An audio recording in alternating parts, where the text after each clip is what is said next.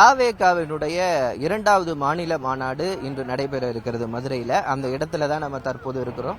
மாலை 4 மணிக்கு மேல தொடங்க இருக்கிற இந்த தாவேகாவினுடைய மாநாட்டிற்கு தற்போதே பார்த்தீங்கன்னா தாவேகாவினுடைய தொண்டர்கள் அதிகளவு வந்திருக்கிறத பார்க்க முடிகிறது.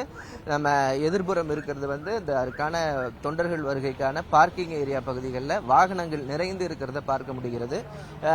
4 பார்க்கிங் ஏரியா முழுவதுமாக தயார் நிலை செய்யப்பட்டு வச்சிருக்கப்பட்ட நிலையில தற்போது பார்த்தீங்கன்னா அந்த பார்க்கிங் ஏரியா முழுவதுமாக நிரம்பி இருப்பதை பார்க்க முடிகிறது. அதனால அதிகாலையிலிருந்தே அதிக அளவிலான வெளியூரிலிருந்து வரக்கூடிய தாவேகாவினுடைய தொண்டர்கள் தற்போது இந்த பகுதியில் வர தொடங்கி இருக்கிறாங்க. முழுவதுமாகவே நேற்று மாலை அனைத்து ஏற்பாடுகளும் தயார் நிலையில் வைக்கப்பட்டு தாவேகாவினுடைய நுழைவாயில் முழுவதுமாகவே தாவேகா தொண்டர்கள் தற்போது இருப்பதை பார்க்க முடிகிறது.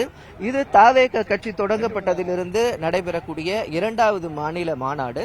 தற்போது இந்த நிகழ்வில் பங்கேற்பதற்காக தாவேகாவினுடைய தலைவர் விஜய் அவர்களும் நேற்று இரவே இந்த பகுதிக்கு பார்வையிட்டு சென்றிருக்கிறார். அது மட்டும் இல்லாம அவர் மதுரையில் இருக்கக்கூடிய இந்த பகுதியிலே அவர் தங்கி இருக்கிறதையும் பார்க்க முடிகிறது. இந்த நிகழ்வில் பங்கேற்பதற்காக அவர் வந்திருக்கிறாங்க. குறிப்பாக தாவேகா கட்சி தொடங்கப்பட்டதிலிருந்து முதல் மாநாடு விக்கிரவாண்டியில் நடைபெற்றது. 2வது மாநில மாநாடானது தற்போது மதுரையில் நடைபெற்றிருக்கிறது.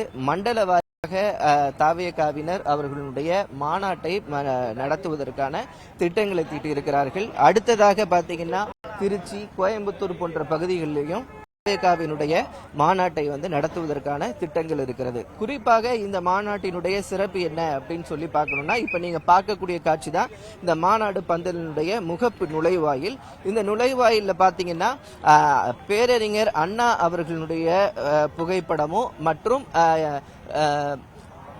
எம்ஜிஆர் அவர்களுடைய புகைப்படமும் பயன்படுத்தப்பட்டு அதற்கு நடுவே விஜய் அவர்கள் இருப்பது போன்ற ஒரு கட் அவுட் வைக்கப்பட்டிருக்கிறது.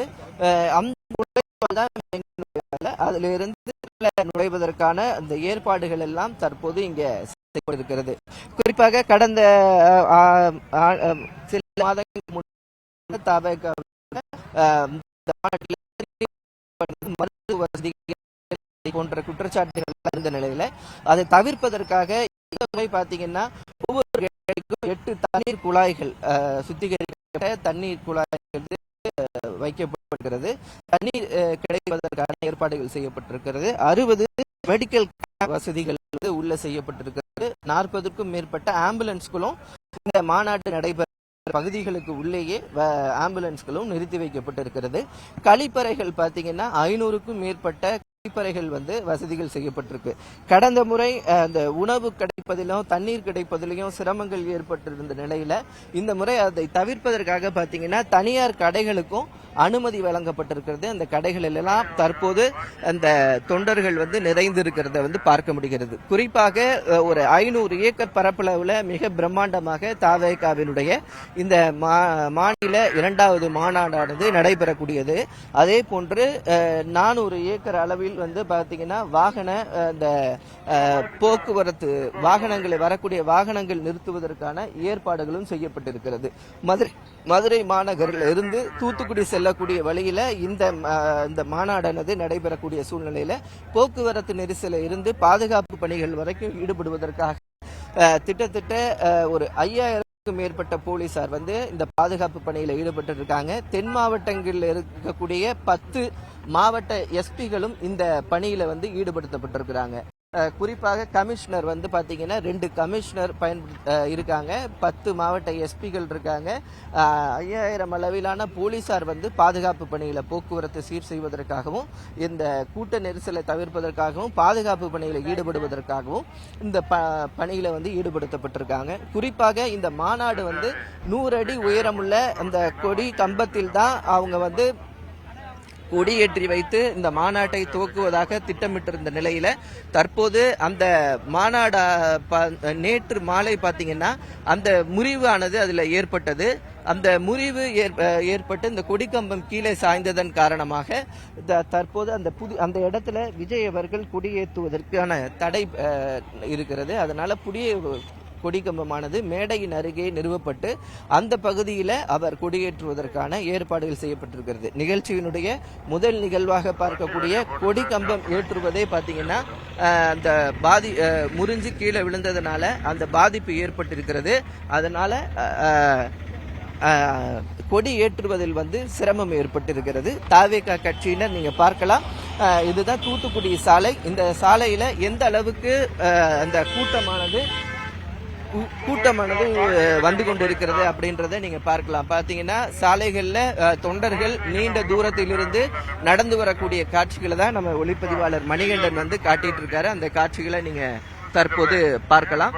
எந்த அளவுக்குனான கூட்டம் தற்போது பாத்தீங்கன்னா நேற்று மாலையிலிருந்தே தொண்டர்கள் அதிக அளவில் வர தொடங்கி இருந்தாங்க. அதனால சாலைகள்ல வாகனங்கள் 2 கிலோமீட்டர் தூரம் அளவிலேயே வாகனங்கள் அனைத்தும் நிறுத்தப்பட்ட காரணமாக தற்போது தொண்டர்கள் அனைவருமே இந்த மாநாடு நடைபெறும் பகுதிக்கு நடந்து வரக்கூடிய காட்சிகளை தான் நம்ம தற்போது பார்த்துட்டு இருக்கோம். அதன் பகுதியிலேயே இன்னொரு பக்கம் பாத்தீங்கன்னா தாவேகாவினுடைய அந்த தொண்டர்கள் பார்க்கிங் மாலை 4 மணிக்கு தான் இந்த மாநாடு நடைபெறக்கூடிய சூழ்நிலையில தற்போதே இந்த பார்க்கிங் பகுதியெல்லாம் வாகனங்கள் நிரம்பி இருக்கக்கூடிய சூழ்நிலையை நம்ம பார்த்துட்டு இருக்கோம். எங்க இருந்து வரேன்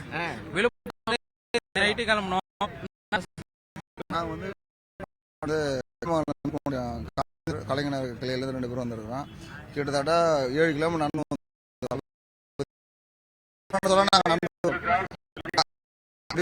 சாலை வரைக்கும் 10 கிலோமீட்டர் நடந்து வந்தாங்க. லோக்கல் ஆள் இருந்து இப்ப கிட்டத்தட்ட 1000 கிலோமீட்டர் நடந்து சொன்னா மதுரையை சுத்தி வர சொன்னா நாங்க சுத்தி வர்றாங்க.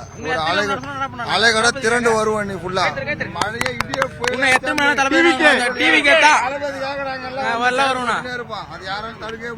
இன்னைக்கு என்ன பேசுவாருன்னு எதிர்பார்க்கிறீங்க? இன்னைக்கு என்ன பேசுவாரா? மாநாடு அரசியல் பொது கொள்கையை பத்தி பேசுவாரு.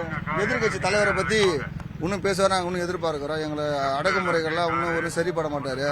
எது பண்ணாலும் எதுவும் கேட்க மாட்டாரு. தளபதி அதுக்காக குரல் கொடுப்பாரு.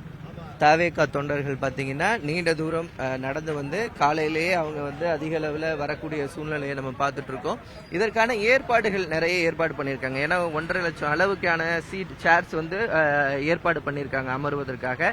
அதில் அவங்களுக்கு தண்ணீர் மற்றும் ஸ்நாக்ஸ், பிஸ்கட் போன்றவையும் அப்புறம் குளுக்கோஸ் போன்றவையும் கொடுப்பதற்கான ஏற்பாடுகள் இங்கே செய்யப்பட்டிருக்கிறது.